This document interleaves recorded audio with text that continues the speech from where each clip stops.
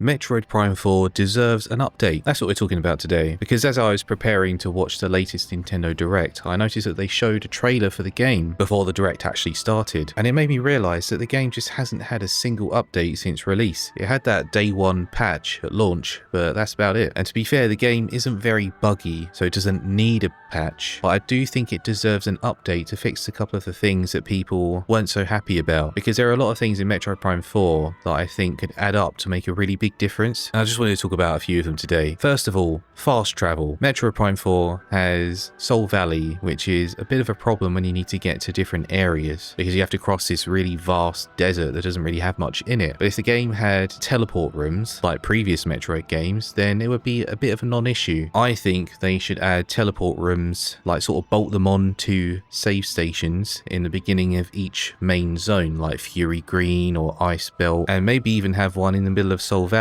near Chrono Tower. I don't think it would interfere with the lore in any way, to be honest. And that right there is such a simple fix, but it would soften so many people's opinions of the game, I think. Next to the companion health bars, I think there should be an option to toggle them so that the characters are invincible. Because what does it really add to the game? The characters taking damage and falling in battle. What does that really add to the game other than frustration? Especially in the final boss of the game, in which all of your companions can get downed. What does that add to the game? I think there should just be a toggle that makes them invincible. Such a simple fix. And also on the subject of companions, I think there should be an option to toggle how much they talk to Samus when they're with her, when they're walking with her. Obviously keep any story important dialogue there, but I think for things like, you know, Miles McKenzie saying, oh, you got a new thing for your suit, you know, stuff like that. There should be an option to reduce the amount of dialogue that companion characters say. And then the next big thing, the green energy crystals. So you need to collect a certain amount in order to actually beat the game, in order to beat the final boss and unlock the ending. And then there is an amount that you can go over that unlocks some extra stuff on top. But the amount of green crystals needed to beat that final boss and unlock the true ending of the game is just so much. I think they need to reduce it